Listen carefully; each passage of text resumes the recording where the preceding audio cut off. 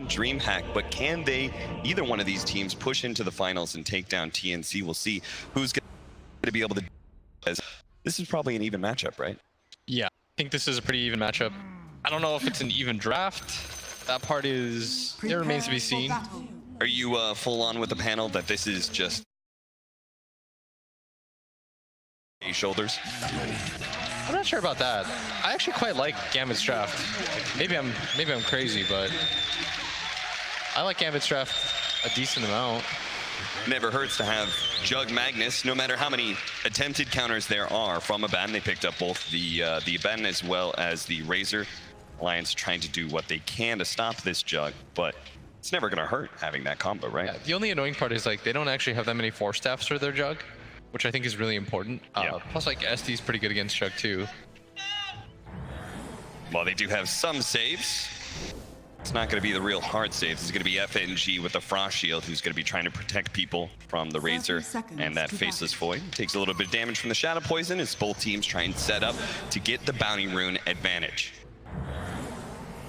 Fada just aggressively pushing back the supports to make sure that they own this part of the map. So it looks like we're just going to have a split of 2-2. What does Alliance need to do? So you're kind of favoring Gambit's lineup. What does Alliance need to do to be able to win this game? I think Alliance have to protect their towers, make sure that they're able to play 4-on-5, so you give your Void as much farm as possible, and to be very aware of your cooldowns. For example, I think the Faceless Void is the main way that they start fights. Like, that's the sort of issue that I have with their lineup. It's like you need your Void there at all times to be able to set up for fights. And you're very reliant on that chrono cooldown timing. So when they do go for 5-mans, like, they have to get a lot out of it.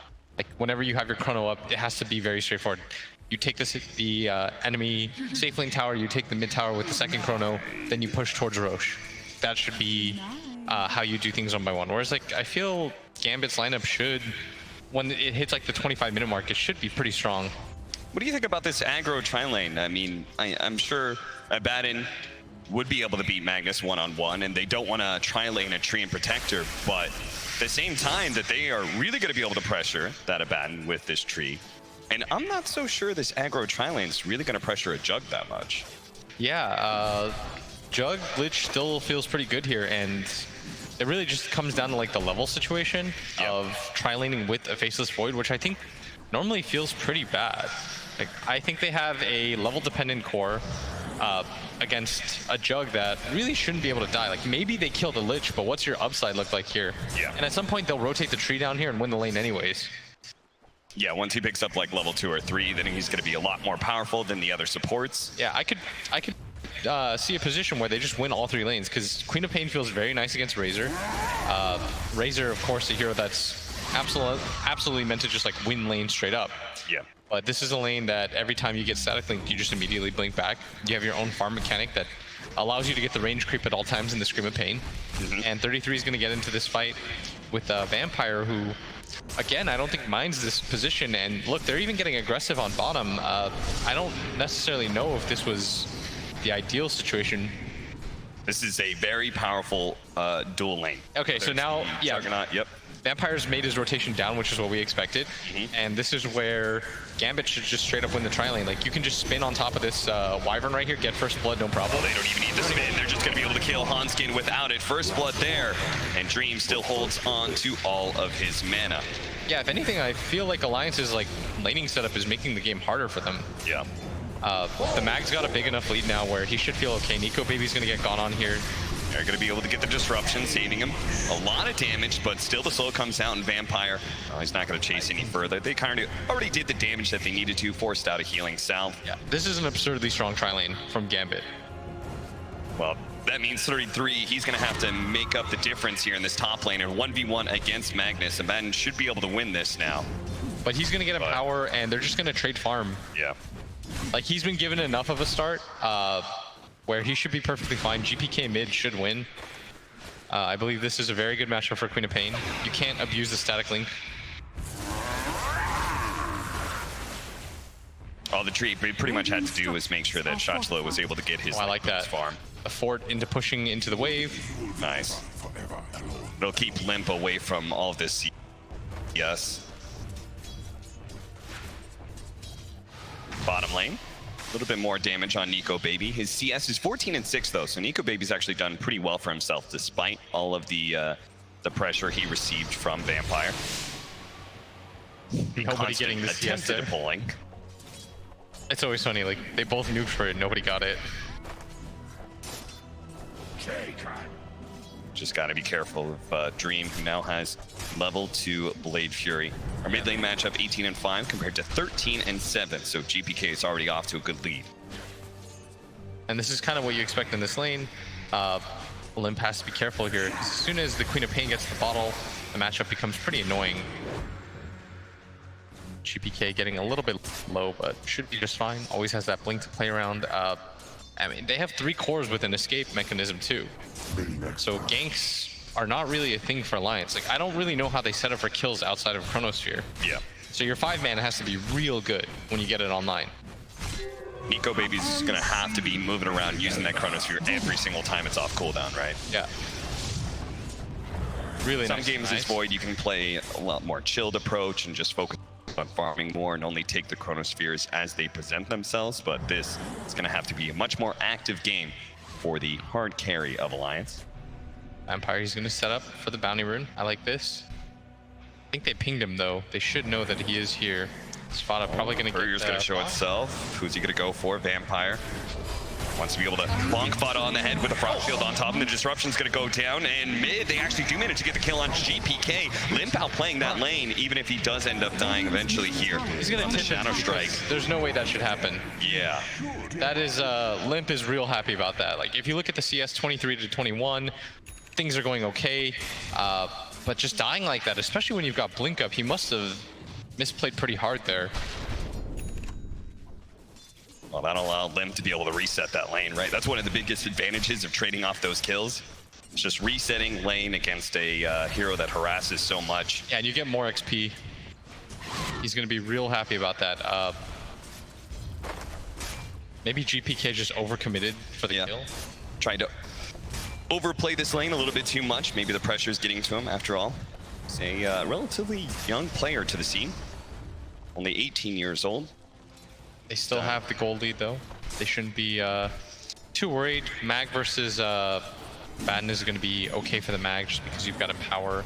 It's really this tri-lane that I thought would go slightly better in terms of Gambit being able to get kills. Yeah.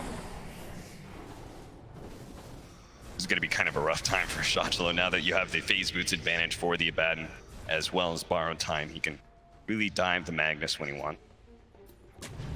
Mid being set up for it. And Vampire just getting some vision down. Looks like he's just going to focus on getting really aggressive vision instead of trying to gank mid at all. What they're trying to, he's going to see the Razor come in. Oh, yeah. Still has his salve up, but Limp, he tries to min-max this a little bit too much, and thankfully he doesn't. Just he activates the shrine. Still has a salve on him too, so he's perfectly fine. Yeah.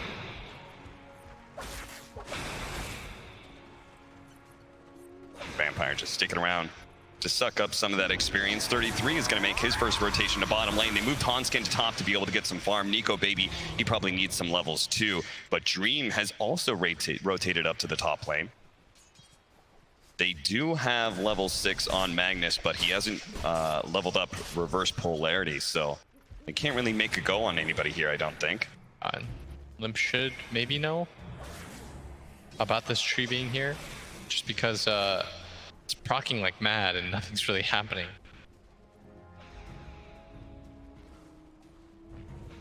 Push at top lane. Going for the tower now. The Frost Shield comes down. Of course, our Void. Time Walk is pretty free at any point. They're just going to try and cut the creep wave. This is a rotation that just really does not look good for Gambit whatsoever. Shots. Oh, the bash comes out from Nico Baby. Back-to-back hits. Exactly what he needed. Meanwhile, 33 hardcore pressuring this bottom tower has gotten it from full all the way down to half already, thanks to the 2 levels of Curve of Furnace. Yeah, you don't love the fact that they rotated out like this, and they're probably not going to get to tower in return. Now Alliance doing a bit better with this, and this is the hero that I like 33 on the most this season so far. Yeah. Abaddon, it feels like he puts a lot of pressure in the game. He's not your standard like I press W on you, purge. He also plays very aggressively tries to take towers with his momentum, like his Timbersaw game that we saw yesterday against VP. Invisibility. As a result of the Magnus dying during his TP, they had to rotate GPK down to the bottom lane to diffuse some of that pressure on the tower. Does manage to get all those big creeps though. Okay, getting a lot of farm out of this, but his game should have been better too. But by virtue of dying solo, it's pretty rough for him. And this is not the lane he wants to be sitting in, right? Like mid lane is much better for him to be able to push out and then rotate to the side lanes, but as it is, spin comes out from Dream. And look at that, he's just gonna get out because he knows that Nico Baby's 6. 3 points in the bash, very easy for him to die. Gambit now. Seems like they're losing a lot of map control at this point. Fada does manage to get a really nice aggressive ward down with this smoke. Very fortunate for him that the smoke didn't break on that Juggernaut.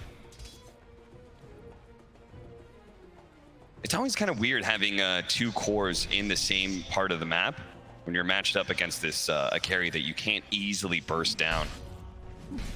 Yeah. Because again, they still don't have the RP. Nobody really kills each other until the ultis come out. Yeah. Or we see like a big rotation from one of the mid. Well, here comes the Brazier, and they do have the Chronosphere if they want to be able to throw it out. Limp tries to slow him down with the Plasma Field, and they do manage to get a mid-skewer with the Chronosphere, but immediately protected by the Frost Shield. Great positioning from FNG. Now the turnaround with the RP as well as the Omni Slash, but there in turn, Hanskin saves him with the Cold Embrace, and Nico Baby has a time walk up. He's still going to be slowed down though, and Dream is still going to try and chase him with the Blade Fury and the burst damage to GPK. He is dead. Alliance failed to be able to save their carry and might just be shoved out of this top lane now with the rotation of the Queen of Pain. They gotta get out of here. Look at that. Vampire actually laying down a tree for him to be able to cross over to the other side of the lane to keep that tree walking from Nature's guys. Cute little move that enables them to get another kill. And if you think about it, both teams actually have really nice ways of stopping their carry's damage. Like you had the Frost Armor there combined with the tree heal. Yep. And you'll also have tree ulti later on into the game. Disruption being used to cancel that TP. And are they just gonna leave FNG to die? He actually throws out his Chain Frost onto the illusions, bounce around a little bit. It's actually just enough to save his life, perhaps, as the Shadow Poison. And FNG's gonna be able to reset. There's so much save on both sides, actually. So that's why we're seeing a bit of a slower paced game from both ends as Gambit. They see Vampire. He now has the vision on him from the static link. He won't be able to hide in the trees at all. He's gonna try and go for a TP out. They spot him though with the dust. That'll be able to get the kill. 4-3 now as Alliance do successfully defend their tower again. Nico Baby at bottom, getting a good amount of farm right now. Radiant's bottom tower is under attack. Siege wagon push that Shoshla will have to deal with. He's really trying to catch up, just in terms of XP too. And that kill actually slowed down his farm quite a bit. Dream, on the other hand, you're not too concerned about because he's going to get that mag and power. Yeah. So his game's going to accelerate anyways. And I think Gambit, whenever you have this lineup of Magnus Jug, you're always okay with nothing happening in the game. Like these low kill games where you're not losing your mid tower are almost always just going to benefit you. Which is why I'd like to see 33 make his way towards mid and just sort of get aggressive here and pull more heroes.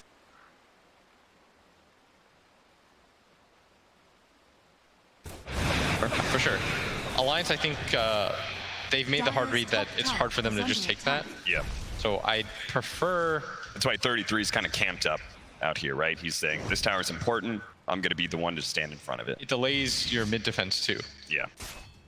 But I think Gambit's still fine because you have the cleave. Yeah. You can farm Ancients. The triangle is a lot easier for you than it normally is on other heroes. Like Jug empowered with the healing ward makes it so that you keep up anyways, despite not being able to own those two big camps. Yeah. You can own only 40% of the map, but still get as much as the opposing team just because the use of Ancients and such. Yeah, exactly. Especially if you do efficient stacking as well. You could see that from the network chart, where it is a very even game, almost dead to 0.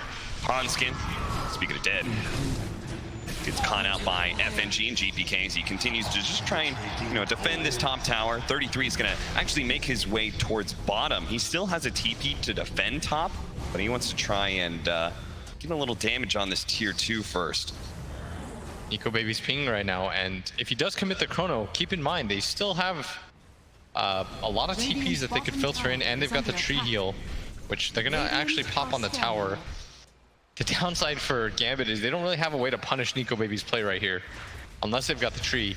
But they're gonna be happy to trade this top tier 1 tower, and I think I would like to see somebody rotate down towards the tier 2 bottom. Yeah, I mean, this may not even be a trade at all, thanks to the fact they do have that living armor if they can successfully defend bottom. But, you know, you and I both want to see that, but it doesn't look like Gambit wants The problem to make is that alliance are rotation. set up down there, Yeah. and no heroes are showing on the map except for the Razor mid.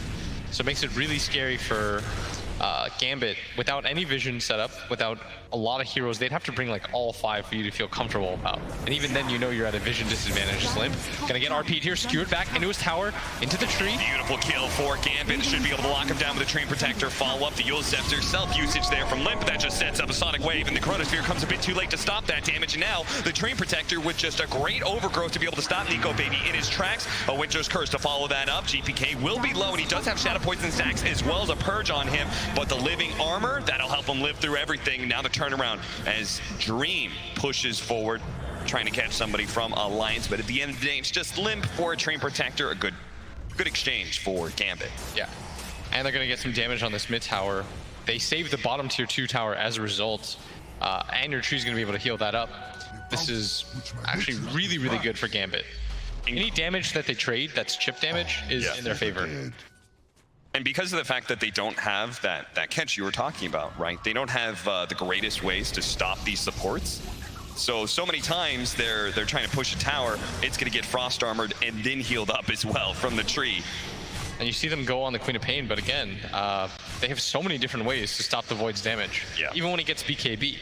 Like, he's gonna have to save the BKB until after the Treant pops his ulti, but if he goes in with it, then Vampire will stop any sort of shenanigans. You've got the heal from the tree as well, and the frost armor stopping most of that physical damage. 6-4, and Gambit do have the lead on their 2 cores. Juggernaut and Queen of Pain are a decent distance away from the Razor and Void networks already. Of course, our Magnus is suffering, as all Magnus lineups do. 33 is going to be forced to pop his ultimate here, heals up a little bit. Vampire sticking to the trees. Limp is going to drain him of every bit of damage he has, but doesn't have the dust to be able to reveal. They drop a sentry, didn't spot him. Vampire got to the other side of the trees in time. Kind of feeling like Limp's got to start carrying some dust with him. I really like it when cores carry dust around. Yeah. I think it's just very efficient. Especially the Razor against Tree, where you have this static link to know where he's Every single time going. it pops, you're just like, all right, that's a freebie. Yep. He's in melee range of me. It's a very straightforward set. As he's trying to get close to the tree line, it's actually gonna proc, and he's pinging like crazy on the ground. Fada But again, doesn't have the dust. oh, dust. Like, you have so many vision tools. You can plasma field, you can static link grab him and stick next to him. So many tools to be able to see the Train Protector if they just have the actual invis detection itself. Both supports playing around each other, and Vampire's gonna maybe know about this. A lot of sentries around, but to be honest, with just the 2 supports here, it would take every bit of spells they have to be able to bring him down. Just don't see that being likely. He is going to go for a Blink Dagger, which I think is a nice choice. Gambit is so good at the vision game. Yeah. They get the immediate D-ward. Vampire gonna spot. He's just running back and forth. Eventually, he's going to bonk somebody as soon as FNG gets close enough. GPK is here for the damage as well. Chain Frost going to bounce back. Over to Fada, over to Hanskin, slowing him down as well. Thanks to the Winter's Curse, they might be able to get a turnaround kill on FNG, but GPK, Sonic Wave, will finish off the Captain Fada. And FNG, I'd like them to come in to now. the Shadow Poison. As fast as possible. Don't give up this mid tower for free, and that's exactly what they're gonna do. They've got 3 heroes. He was there, but 33 can quickly take it off with borrowed time, no problem. They're just trying to get them off the tower. 18-minute rune, okay, not even there. Shadow Strike going out just to harass Limp a bit. And they're gonna rotate their mag up to top lane, keep their jug mid at all times.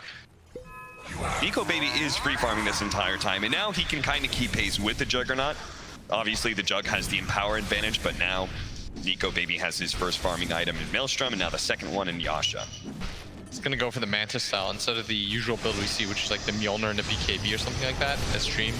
Gonna get aggressive on mid. Wants to be careful about using his spin. Hanskin does have the Cold Embrace. He wants to be able to get a Splinter Blast off here as he knows Dream is going to be slowed down by the Purge. GPK, though, quickly going to the back line. He's already taken out Hanskin. A nice skewer into the RP. That's going to be able to create some distance for Dream to be able to work around, but Shoshlo is probably going to be sacrificed here. He gave up his life to save his one position. Nico Baby, though, may still be able to catch him with this Chronosphere. Locking down to 2. Dream, he's going to fall. An FNG still stuck inside the Chronosphere is going to die as well. A monster win for Alliance. They needed to be able to take a convincing team fight to finish off this mid tower, and they should be able to do so now. Radiant's middle tower Just sticking around a little bit too long. There was no counterplay opportunity once 33 had his ulti back up and he popped it after that RP. They got aggressive here, but I really don't like this play. Dream is just kind of walking up a hill. Doesn't pop the spin, so Hanskin just kind of gets to get away for free. You know you're going to get purged off. Yeah. And you just put the entirety of your team in an awkward position. There was a nice RP here, but Dream just back up entirely. You know that the Faceless Void still has Chrono up. And that was a really nice move by Nico Baby. It was his hesitation. He went back, forth, Wasn't really sure where he wanted to go or what he wanted to do. And Vampire, of course, used his ulti already for that weird setup in mid. And Gambit should be pretty disappointed at that because they had decent control of this game. It's one of those plays, right, that you just make a small mistake and then you try and rectify it by, you know, sticking around or making the team fight work, but sometimes you just gotta trade out an ally for your own mistake and call it quits. Yeah, and such a good chrono by Nico Baby. Good game sense. Oh yeah, great read by him.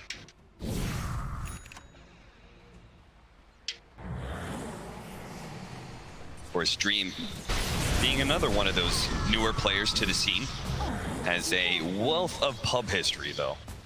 He's been bouncing around the top 10 in Europe.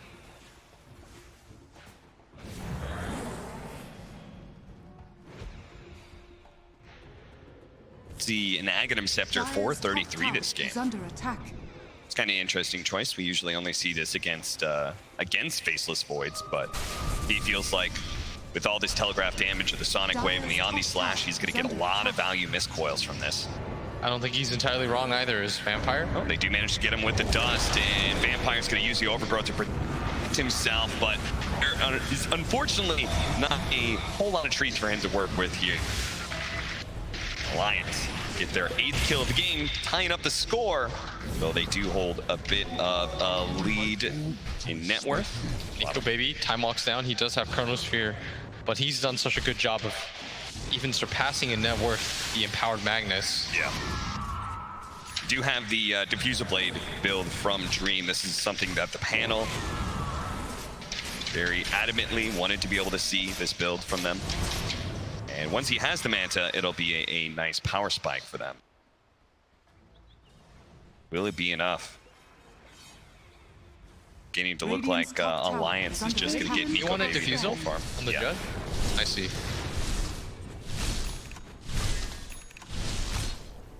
Doesn't that kind of hurt you though because of the SD?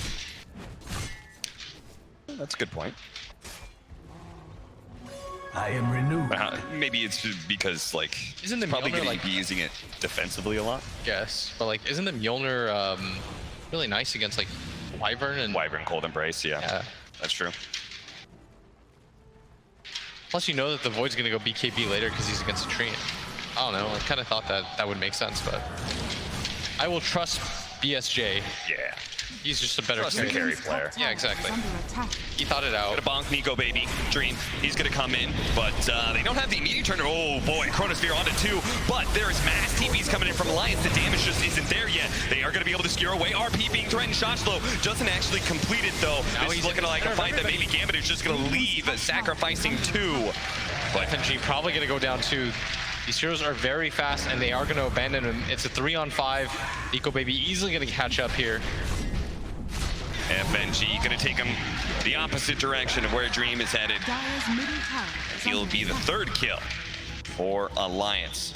Dire's structures are fortified. Gambit, well, GPK tries to do what he can, pressuring that mid tower and such, but This is looking like Alliance are going to take full control of the map sometime soon. They're getting all their great items, the BKB Yules on the Razor. Our Void is very much online with his Manta and soon to be Mjolnir. So he's going to have that big attack speed buff that makes him an absolute monster inside the Chronosphere. All very strong on the side of Alliance, and I think they do want to set up with the next Chrono around that Roche fight. GPK blinking in pretty aggressively, but I don't know how much I like his item build either. Just the Orchid doesn't really pressure any of the 3 cores anymore. Right. And it's kind of nice against the 2 supports, but as soon as somebody gets Glimmer Cape, I feel like it sort of nullifies that as well. And as long as 33 plays well with the shield, which, you know, he will do, you bought an item that doesn't help out in pretty much any situation, I feel like. Winter's Curse, mid-spin onto Dream. Now he's going to be disrupted up, so his own illusion is going to be a battle he has to fight through. He does have the living armor to be able to protect him a bit, and he's not quite slowed down by 33. Will be able to get that 4th silence stack as he pops to borrow time. Now the silence is on him. Nico Baby's going to go for the kill. Does manage to get him blinking forward. Does manage to get the Train Protector as well on the right-hand side. Saved by the Cold Embrace. Vada will live through this engagement. So once again, Alliance are able to play a very clean fight. Getting kills and no deaths as FNG slowing down Nico Baby, pretty much praying he's not going to be bashed, but of course it's going to come eventually from Nico Baby. Cleans him up while Shotchlo gets run down by Limp as well. 4 dead on the side of Gambit, and Alliance is in full swing right now. I think he got like 6 bashes in a row there. Yeah. Alliance is just a sick team. Like, they're still holding on to the Chrono, so they can still go for bigger objectives if they want it. Everyone is so farmed on their team, and you can see Nico Baby on the hunt. He should actually time walk to the left here, and he might get GPK, and he does indeed. Oh, perfect positioning. Chronosphere right on top of Nico Baby, man. He is just reading everybody in this tournament like a book. Yeah, it's easy for me as a caster to make that call because I've got full vision, and I can totally tell where the Queen of Pain is going to go, but Nico Baby just has to game sense it and do it in the moment. It just goes to show you, I mean, they have no vision down there, and he's still able to read that move, completely knows what GPK is about to do. I mean, he made that play quite a while back. And he's doing a lot of damage here, but he is kind of alone. A lot of heroes showing up. 2 supports are not going to Cold into the high ground, but Dream thought about going for the Omni Slash, but again, because of Hanskin's Winter Wyvern, the Cold Embrace is going to be able to dodge all that damage, and that's exactly what happens. The Omni Slash completely negated. Dream just threw it out just because, and as the spin goes down, so does the Winter's Curse. Once again, countering Dream's every single move. He's going to pop the Manta, trying to get away, but the Disruption's going to be able to catch him, and eventually 33 will get the 4 stacks, allowing them to be able to slow down this Juggernaut to a crawl, especially with the Splinter Blast raining in. Now Shotslow's going to be caught inside of the trees, and he actually skewers the Razor with him, so that means Limp should be able to catch this kill with the Plasma Field. Living Armor, given a little bit of time. Nico Baby right now, he's just hitting Roche while his team is doing all of this. Yep. He's so confident that his team is going to win this fight anyways that he doesn't even bother moving over, and he had plenty of time to do so, but he's so certain that his team's going to win that fight that they're going to get the +1 going for Roche. And now this is just looking like too much. Soon they're going to have the Butterfly on Nico Baby. They already have the Aegis, the Aghanim Scepter on the Abaddon. This is just looking like it's too much to They're just sustain. getting kills everywhere around the map right now. Yeah, Vampire's going to get caught like this. He's dusted up. There's a lot of trees to work with, but the Shadow Poison keeps on revealing him, and Vada will single-handedly get the kill. And you can see why I wanted Dream to go for the Mjolnir. Like, at least you get some damage in that Winter's Curse. Yeah, he did not get hardly any Omni Slashes this game. He always felt a bit timid about the fact that Cold Embrace was going to counter him. Every single time he tries to go in. And this is going to be a free tower for Alliance. Radiant structures are fortified. They now have no way to fight. Shotchlo is just so far behind. And this is now the 4th time we've seen the Magnus offlane fail. I think in this main stage alone, teams keep going back for it. Alliance made the adjustment of making it Hanskin's hero. Nice 2-man Chronosphere. They're going to lead off on Dream and then go for the back line of Shotchlo. And the Winter's Curse to be able to stop Vampire right as he was going for the Overgrowth too. He might not be able to get that off as the Orchid, as well as the Bash is going to rain on in. Superior control from Alliance. And indeed, they are dead, all dead, and Gambit struggling to be able to defend their base. When you hit tier 4 towers like that, by the way, that's the get out of my game move. You're simply doing that because you're telling them, like, we're not going to stop. Please leave our game. Yeah. Lost. There's no further. We think we're so far ahead that one set of racks and the tier 4s is the play. Nico Baby just kind of chances them into going for the GG out. Disruption. Skewered out over to the other side. Are they going to go for the dive? No. That's not quite worth it. Might as well finish up these tier 2s and keep the pace of this game rolling. After all, this is just game 1. Alliance really want to crush Gambit's spirit by closing out this game 1 nice and fast. So far, so good. They have Aegis for forever. Yeah. Just finished the butterfly. Nico Baby's getting some mangoes onto him. So the defusal is kind of annoying, I guess. So now this just comes down to the polarity. That's the only thing that could win a fight for Gambit.